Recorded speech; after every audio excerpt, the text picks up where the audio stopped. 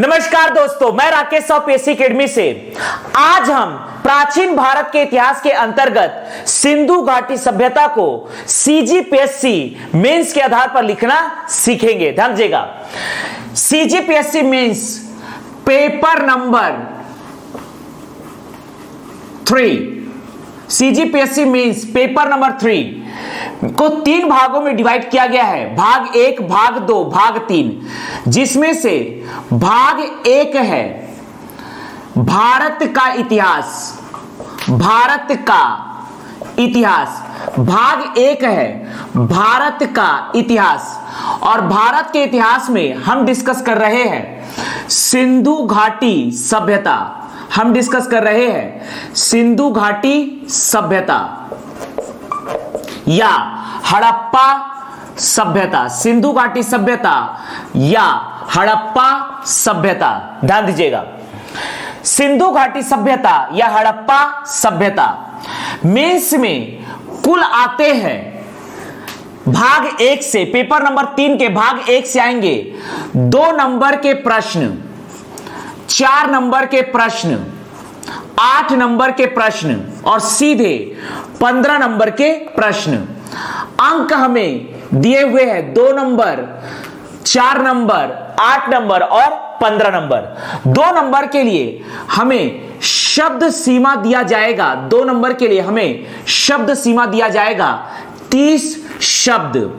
4 number में 60 शब्द, 8 number में 100 शब्द और 15 नंबर में कुल रहेंगे 175 शब्द। हमें लेखन के लिए जो लाइन दिए जाएंगे, ध्यान दीजिएगा, 2 नंबर में 30 शब्द के लिए हमें 4 लाइन दिए जाएंगे, 4 नंबर में 60 शब्द के लिए 6 लाइन दिए जाएंगे, 8 नंबर में 100 शब्द के लिए 10 लाइन दिए जाएंगे और 15 नंबर 175 शब्द के लिए कुल 18 लाइन प्रदान किए जाएंगे। ध्यान दीजिएगा, यहां पर लेखन पे ध्यान देना है कि फैक्ट कैसे प्रदर्शित करें। 2 नंबर में कम से कम 2 फैक्ट प्रदर्शित करना है और लिखना है 4 लाइन। 4 नंबर में कम से कम 4 फैक्ट प्रदर्शित करना है और लिखना है 6 लाइन। 8 नंबर और 15 नंबर की डिजाइनिंग करते समय ध्यान रखना है कि सबसे पहले हम लिखते हैं भूमिका और भूमिका के बाद में लिखते हैं लास्ट में सकारात्मक मूल्यांकन। ध्यान दीजिएगा, अगर आप 8 नंबर की डिजाइनिंग कर रहे हैं अर्थात हमें लिखना है कुल 10 लाइन, 10 लाइन, तो यहां पर भूमिका में कम से कम 8 लाइन दिखाइए और 2 लाइन आप मूल्यांकन में दिखा सकते हैं। यदि आप 15 नंबर अर्थात 18 लाइन के लिए डिजाइनिंग करते हैं, 15 नंबर अर्थात 18 लाइन के लिए डिजाइनिंग करते हैं, तो यहां पर मूल्यांकन को आप 2 लाइन मूल्यांकन दिखा सकते हैं और बाकी 16 लाइन आप दिखाएंगे भूमिका में। तो इस प्रकार से हमें मेंस के अकॉर्डिंग लिखना है भारत के इतिहास में सिंधु घाटी सभ्यता या हड़प्पा सभ्यता को। ध्यान दीजिएगा,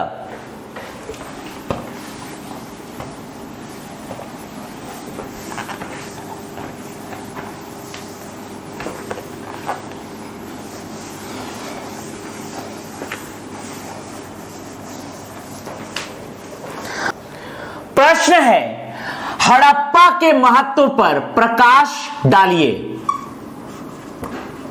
हड़प्पा के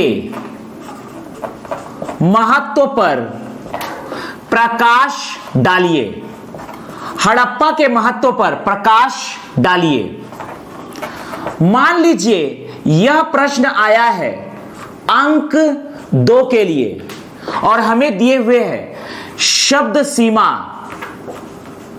30, अर्थात हमें कुल 4 लाइन प्रदान किए जाएंगे। इसके लेखन के लिए हमें कुल 4 लाइन प्रदान किए जाएंगे। इस प्रकार से जब भी आप भारत का भूगोल, भारत का इतिहास, छत्तीसगढ़ का भूगोल, इन सभी सब्जेक्ट के लिए मेंस में लिखते हैं तो आपको मैप बनाना जरूरी है। मैप बनाने से आपके आंसर की ग्रेविटी बढ़ जाती है और आपको अच्छे अंक प्रदान किए जाते हैं। ध्यान दीजिएगा, हड़प्पा के महत्व पर प्रकाश डालिए। यहां पर हमें हड़प्पा के बारे में लिखना है कि भारत के इतिहास में हड़प्पा का क्या महत्व रहा है। तो सबसे पहले हम यहां पर भारत का मैप बनाएंगे और हड़प्पा को प्रदर्शित करेंगे। यह हमारा देश है भारत, यह हमारा देश है भारत,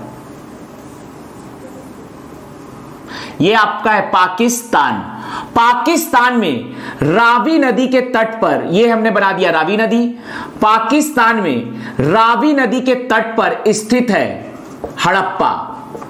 यह है साहीवाल, यह है पाकिस्तान का साहीवाल, साहीवाल पाकिस्तान, साहीवाल पाकिस्तान में स्थित है हड़प्पा। ध्यान दीजिएगा, इसका लेखन हम प्रारंभ करने जा रहे हैं 1921 को। 1921 को साहीवाल, साहीवाल 1921 को साहीवाल पाकिस्तान में रावी नदी के तट पर, रावी नदी के तट पर दयाराम साहनी, दयाराम साहनी के द्वारा सिंधु घाटी सभ्यता का, सिंधु घाटी सभ्यता का सबसे प्राचीनतम नगर हड़प्पा की खोज की गई।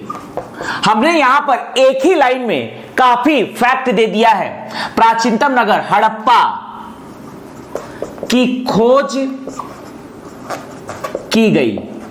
ध्यान दीजिएगा, 1921 हमने ईयर बताया, लोकेशन बताया साहीवाल पाकिस्तान, नदी का नाम बताया 3 फैक्ट, यहां पर दयाराम साहनी का नाम बताया 4 फैक्ट, तथा बताया कि यह सिंधु घाटी सभ्यता का सबसे प्राचीनतम नगर था। मतलब हमने यहां पर 2 नंबर के आंसर में 5 फैक्ट प्रदर्शित किया है और सबसे इंपॉर्टेंट हमने यहां पर मैप को प्रदर्शित किया है। मैप बनाने से आपके आंसर की ग्रेविटी बढ़ जाती है। तो हमने यहां पर हड़प्पा के महत्व पर प्रकाश डालिए। ध्यान 1921 को साहीवाल पाकिस्तान में रावी नदी के तट पर दयाराम साहनी के द्वारा सिंधु घाटी सभ्यता का सबसे प्राचीनतम नगर हड़प्पा की खोज की गई। ध्यान दीजिएगा, मान लीजिए यही प्रश्न आता 4 नंबरों के लिए, अर्थात 60 शब्द के लिए।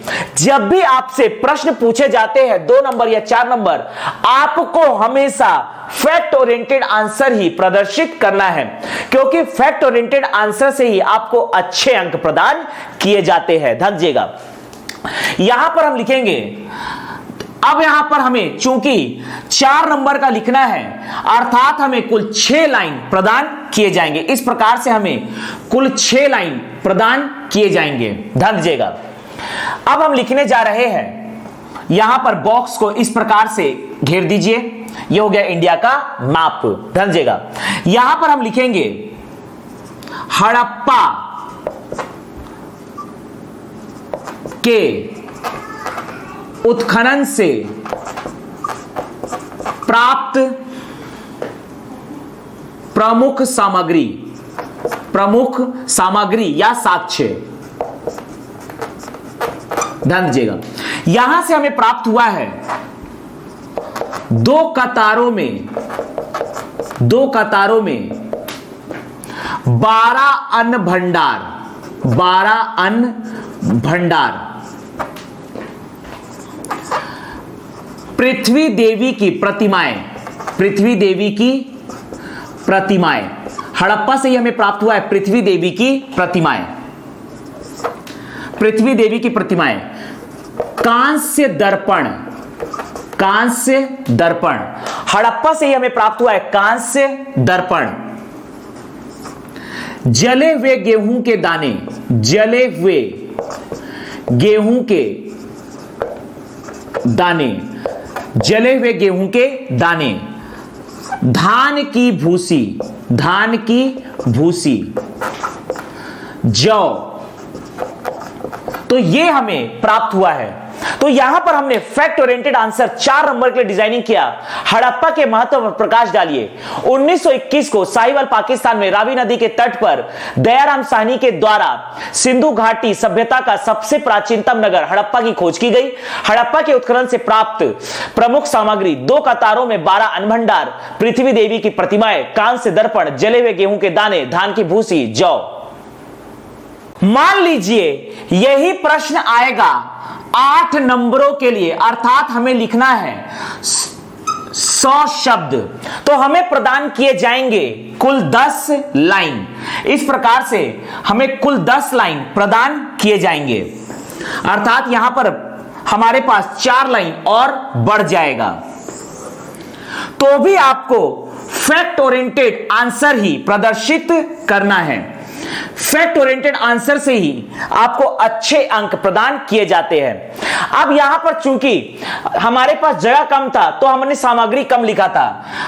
आप इसके अतिरिक्त और भी सामग्रियों के नाम लिख सकते हैं जो सिंधु घाटी सभ्यता के हड़प्पा से हमें प्राप्त हुए हैं। हड़प्पा के उत्खनन से प्राप्त प्रमुख सामग्री 2 कतारों में 12 अन्नभंडार, पृथ्वी देवी की प्रतिमाएं, कांस्य दर्पण, जले हुए गेहूं के दाने, धान की भूसी, जौ। इसके अतिरिक्त हम लिख सकते हैं R37 व H कब्रिस्तान, R37 व H कब्रिस्तान, AB व F टीला हमें प्राप्त हुआ है। लकड़ी की नाली, लकड़ी की नाली, लकड़ी की नाली हमें प्राप्त हुआ है। इस प्रकार से कुछ सामग्री के नाम आप और बढ़ा सकते हैं। इसके बाद पैराग्राफ आप चेंज करेंगे। जब भी आप पैराग्राफ चेंज करते हैं एक शब्द के लायक यहां पर जगह छोड़ना है आपको। इस प्रकार का साइन आपको नहीं दिखाना है, यह सिर्फ मेरा बताने का मतलब है कि यहां पर एक शब्द के लायक आपको जगह छोड़ना है। पैराग्राफ चेंज करते समय एक शब्द के लायक जगह छोड़ना है और उसके बाद हमें यहां से आगे लिखना प्रारंभ करना है। ध्यान दीजिएगा। इस समय भारतीय पुरातात्विक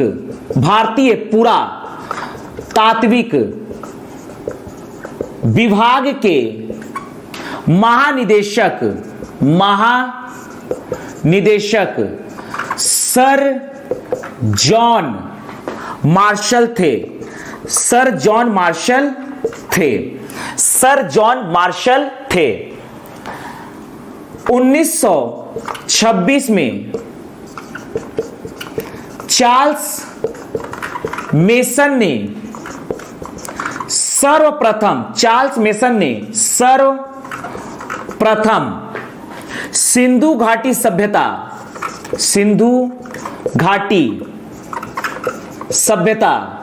का उल्लेख किया था। सिंधु घाटी सभ्यता का उल्लेख किया था।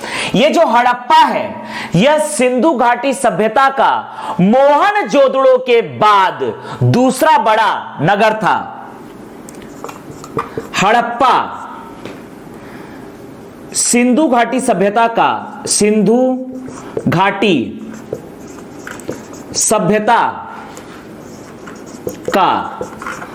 दूसरा बड़ा नगर था। तो इस प्रकार से हमने 8 नंबरों के लिए डिजाइनिंग किया और लास्ट में हमने मूल्यांकन में दिखाया 1926 में चार्ल्स मेसन ने सर्वप्रथम सिंधु घाटी सभ्यता का उल्लेख किया। हड़प्पा सिंधु घाटी सभ्यता का दूसरा बड़ा नगर था। ध्यान दीजिएगा। हड़प्पा के महत्व पर प्रकाश डालिए। 1921 को साहिवाल पाकिस्तान में रावी नदी के तट पर दयाराम साहनी के द्वारा सिंधु घाटी सभ्यता का सबसे प्राचीनतम नगर हड़प्पा की खोज की गई। हड़प्पा के उत्खनन से प्राप्त प्रमुख सामग्री 2 कतारों में 12 अन्नभंडार, पृथ्वी देवी की प्रतिमाएं, कांस्य दर्पण, जले हुए गेहूं के दाने, धान की भूसी, जौ, R37 व H कब्रिस्तान, AB व F टीला, लकड़ी की नाली, पैराग्राफ चेंज करके, जब भी आप पैराग्राफ चेंज करते हैं एक शब्द के लायक आप जगह छोड़ते हैं। इस समय भारतीय पुरातात्विक विभाग के महानिदेशक सर जॉन मार्शल थे। 1926 में चार्ल्स मेसन ने सर्वप्रथम सिंधु घाटी सभ्यता का उल्लेख किया था। हड़प्पा सिंधु घाटी सभ्यता का दूसरा बड़ा नगर था।